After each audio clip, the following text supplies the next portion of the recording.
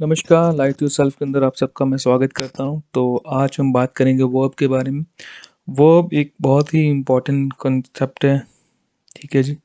और बिना वर्ब के आप कोई भी सेंटेंस कंप्लीट नहीं कर सकते, ठीक है ना। तो वो बहुत ही एक महत्वपूर्ण पार्ट है एक सेंटेंस का। तो ये हमें वर्ब एक बताता है, एक्शन के बारे में बताता है, हमें ये टाइम के बारे में बताता है और स्टेट ऑफ बीइंग के बारे में, किसी के हालात के बारे में बताता है कि वो कैसा है, उसके हालात कैसे हैं, ठीक है जी। तो चलिए हम डेफिनेशन देख लेते हैं। The verb is a word that express an action और अ स्टेट ऑफ बीइंग, ठीक है जी। ये एक्शन को रिप्रेजेंट करते हैं और स्टेट ऑफ बीइंग को, कि कोई कैसा है उसके बारे में बताता है। एग्जाम्पल समझते हैं। Ravneet is a nice girl. तो यहाँ पे जो वर्ब है वो इज़ है, ठीक है जी। नाइस एक एडजेक्टिव है, गर्ल एक नाउन है, ठीक है जी। तो रवनीत के बारे में बात हो रही है, रवनीत एक सब्जेक्ट हुआ। तो यहाँ पे हमें उसकी स्टेट के बारे में पता चलता है, वो कैसी है वो, ठीक है ना। वो एक नाइस गर्ल है, ठीक है।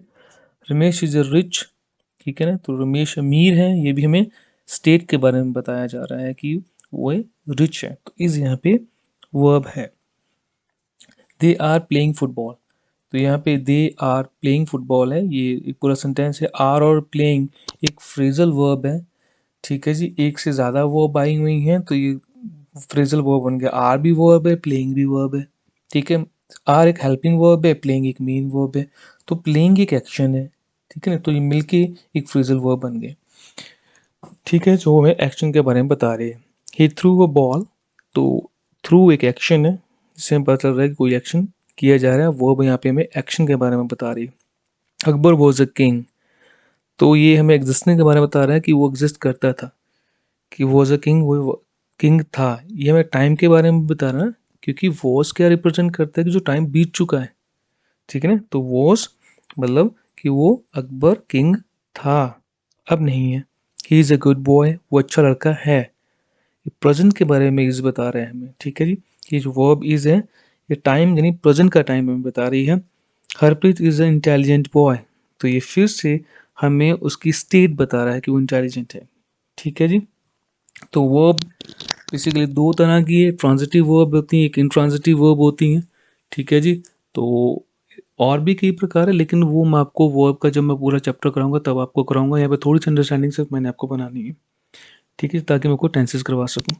तो ट्रांजिटिव वर्ब वो वर्ब होती है जिन्हें ऑब्जेक्ट चाहिए, अपना मीनिंग कंप्लीट करने के लिए ऑब्जेक्ट चाहिए ही चाहिए होता है, ठीक है जी। Transitive verb a verb needs an object to complete its sense, कि अपनी सेंस को कंप्लीट करने के लिए उसे ऑब्जेक्ट चाहिए, वरना वो अपना सेंस कंप्लीट नहीं कर सकता, ठीक। सब्जेक्ट और वर्ब के साथ अपना वो सेंस कंप्लीट नहीं कर सकता। ऐसी वर्ब्स को हम ट्रांजिटिव वर्ब कहते हैं, ठीक है जी।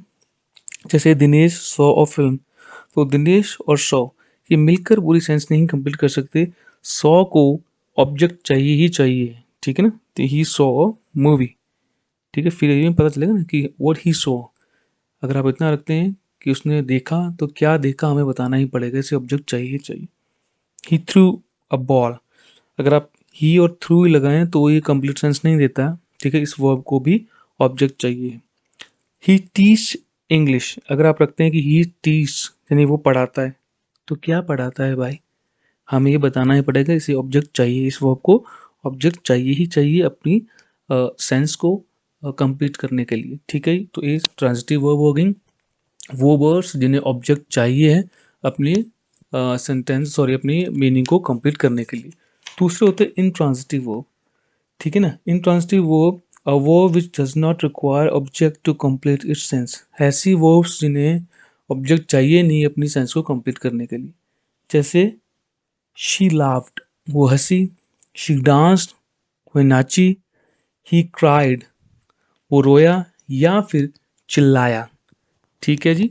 तो ऐसी वर्ब्स जिन्हें अपने साथ ऑब्जेक्ट की ज़रूरत नहीं है, ये अपना मीनिंग डिफाइन करने के लिए, उन्हें हम इनट्रांजिटिव वर्ब कहते हैं। तो अभी आपने देखा कि इन सेंटेंसेस को ऑब्जेक्ट की ज़रूरत नहीं है।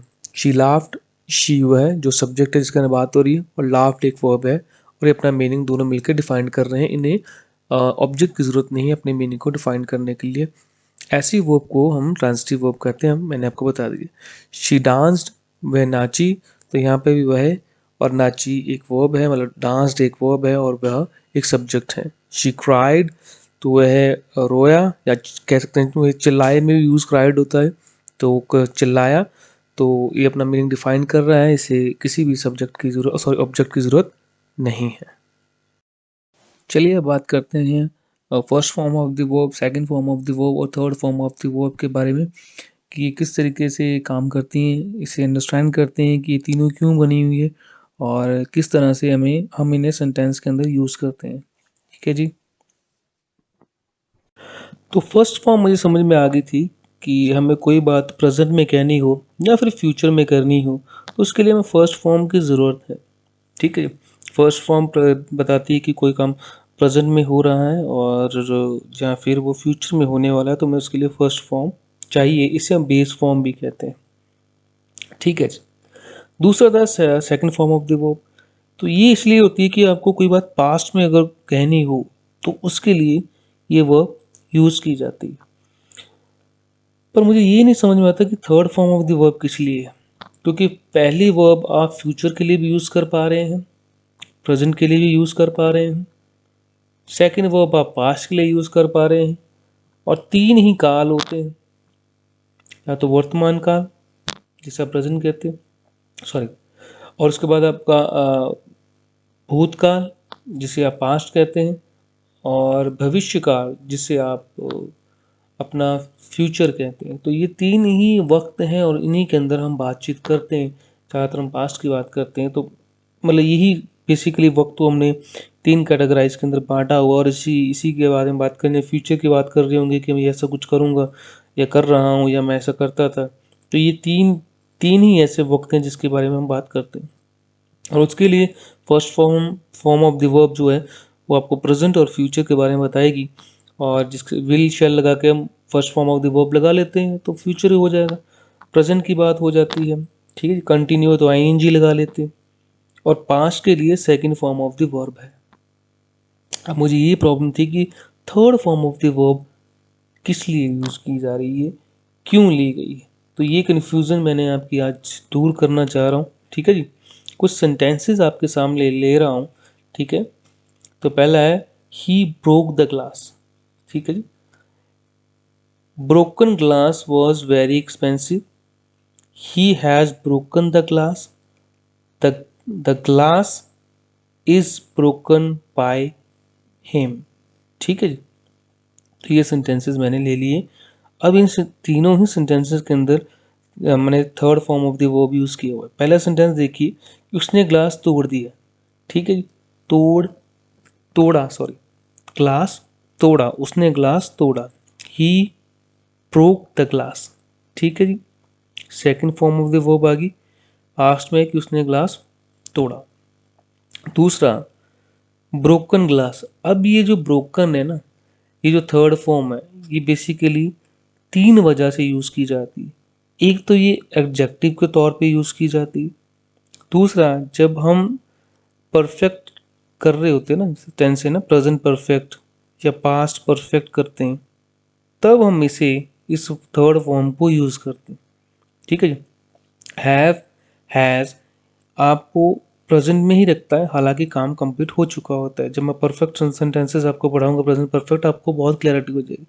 लेकिन आपने ये समझना है कि जो third form of the verb है, ये तीन तरीके के साथ यूज़ होती है। एक तो यूज़ होती है ये एज ए एडजेक्टिव भी यूज़ होती है। दूसरा, ये third form of the verb perfect sentences के अंदर यूज़ होती है। ठीक है, पाए चाहे वो पास्ट परफेक्ट है और चाहे वो प्रेजेंट परफेक्ट है, उसके अंदर third form of the verb use की जाती है। तीसरी बात, ये पैसिव वॉइस बनाने के लिए यूज़ की जाती है। इस वर्ब के तीन यूज होते हैं। ठीक है। पहला सेंटेंस लिखा मैंने, ही ब्रोक द ग्लास, उसने ग्लास तोड़ा, तो ये पास्ट के अंदर मैंने ले ली कि उसने ग्लास तोड़ा। ठीक है, ब्रोक है, second form of the verb है। उसके मैं कह रहा हूँ ब्रोकन ग्लास, कैसा ग्लास, टूटा हुआ ग्लास। ये ग्लास की विशेषता है। ठीक है ना, कोई किस तरह का ग्लास है, टूटा हुआ ग्लास है। ठीक है, तो ये यहाँ पे एडजेक्टिव है, विशेषण है, विशेषता बता रहा है। ठीक है, जो थर्ड फॉर्म होती है एज ए विशेषण भी इस्तेमाल की जाती है। तो यहाँ पे इसे आप थर्ड फॉर्म मत कहना, कि यहाँ पे इसे एडजेक्टिव ही कहना, कि बाद में कंफ्यूज हो रहे हो कि ये थर्ड फॉर्म आ कैसे गई, असल में ये एक एडजेक्टिव है। बहुत से थर्ड फॉर्म ऐसी हैं वर्ब की ही जो एडजेक्टिव के तौर पे भी यूज़ की जाती। तो ये ब्रोकन ग्लास है, यानी कि एक विशेषता बताइए ग्लास की, कैसा ग्लास है, broken glass. Broken glass was very expensive. तो वर्ब यहाँ पे वॉज है कि जो टूटा हुआ ग्लास है वो बहुत महंगा था। Broken glass was very expensive. दूसरा सेंटेंस है ही हैज़ ब्रोकन द ग्लास, उसने ग्लास तोड़ दिया। ठीक है, उसने ग्लास तोड़ दिया है, ऊपर मैंने कहा उसने ग्लास तोड़ दिया। ही ब्रोकन द ग्लास, उसने ग्लास तोड़ा, सॉरी उसने ग्लास तोड़ा। इसके अंदर है उसने ग्लास तोड़ दिया, कर लिया, दिया, किया, ऐसे आए तो परफेक्ट के अंदर होते हैं सेंटेंस हम लिखते हैं। इसे आप दो तरीके से सेंस निकाल सकते हैं कि उसने ग्लास तोड़ दिया या फिर उसने ग्लास तोड़ दिया है। ठीक है, यहाँ पास्ट में नहीं आपने इसे लेके जाना, क्योंकि परफेक्ट प्रेजेंट परफेक्ट सेंटेंस इसमें ऐसे होते हैं जिसके अंदर काम हो चुका है और काम के होने के ऊपर हमारा ज़्यादा फोकस है, वक्त पे नहीं होता। हालांकि ग्लास टूट चुका है, ठीक है, ग्लास पहले ही टूट चुका है, लेकिन हम उसे पास्ट में ना ले जा करके हम उसे प्रेजेंट में ही बोलते हैं इसने ग्लास तोड़ दिया। ठीक है, नहीं, हम ये नहीं कहते इसने ग्लास तोड़ दिया था, हम कहते इसने ग्लास तोड़ दिया, उसे हम प्रेजेंट में ही रखते हैं।